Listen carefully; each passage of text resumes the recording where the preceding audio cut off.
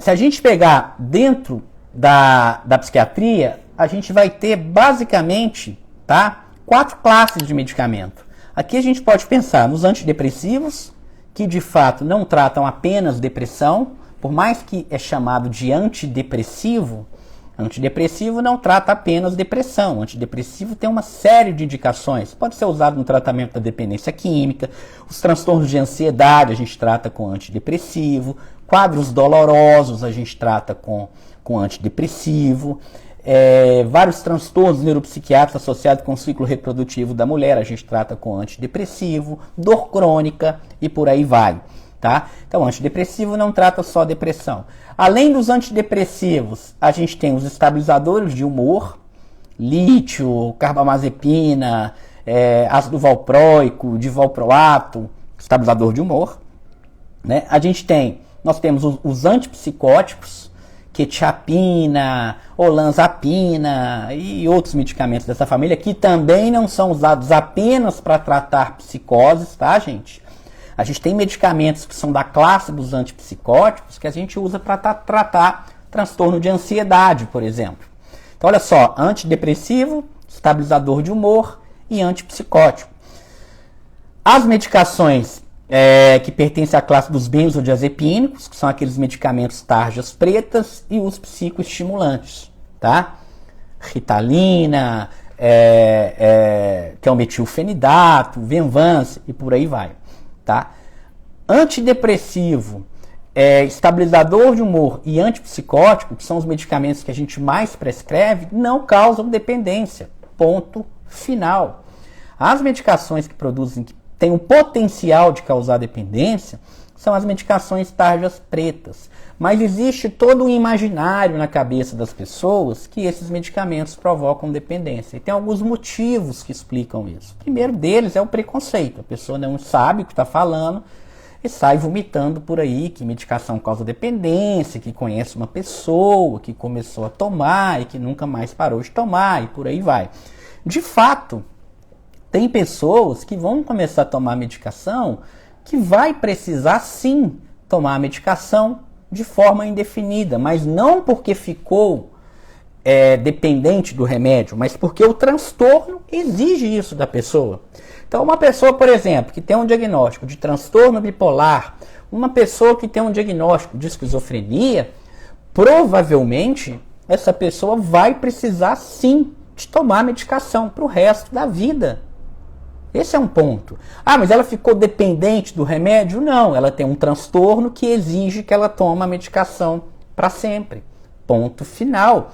E é assim em todas as áreas da medicina. As pessoas criam uma ideia sobre a psiquiatria. Nossa, eu descobri que eu tenho transtorno bipolar, então eu tenho que tomar medicação para o resto da vida. Meu Deus, e agora? O que eu vou fazer? Toda a medicina é assim. Isso não é só a psiquiatria.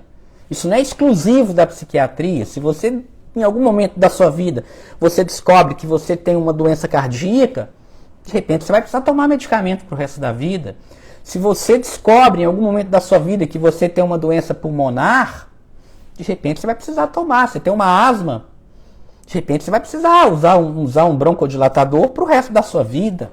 Você tem uma doença renal, se você tem uma doença ortopédica e por aí vai. Então é assim em todas as áreas médicas. Todas as áreas médicas nós vamos ter doenças, transtornos ou doenças.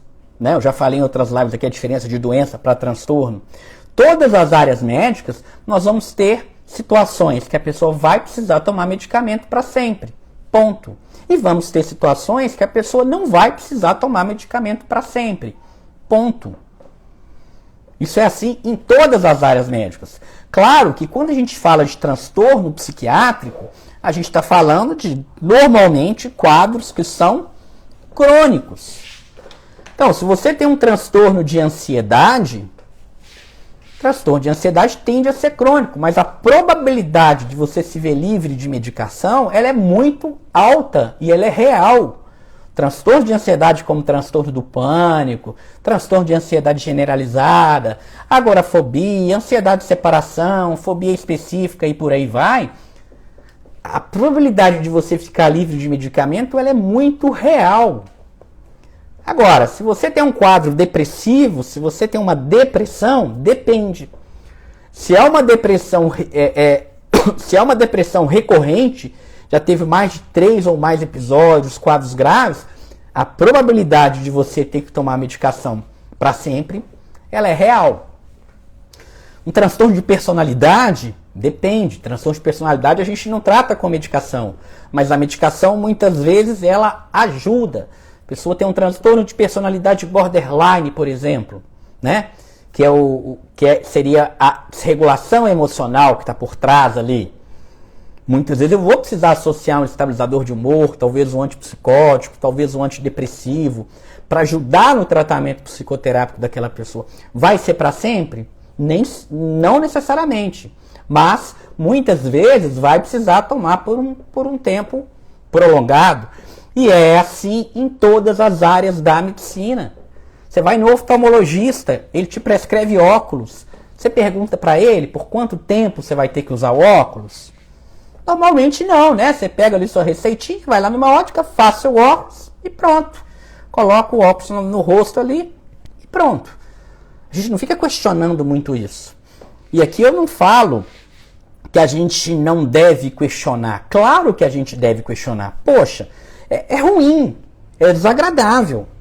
Você chegar no médico e falar, olha, né, eu estou diagnosticando aqui, né, você tem um quadro de um transtorno bipolar, é um transtorno crônico, e você vai precisar tomar a medicação de forma indefinida para o resto da vida. Claro que é ruim receber uma notícia dessa.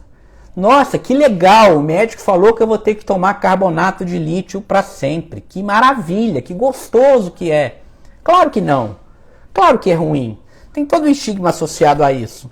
Mas muitas vezes não aceitar essa realidade, isso só aumenta o seu sofrimento. Não aceitar uma realidade que você não pode mudar, só aumenta o seu sofrimento.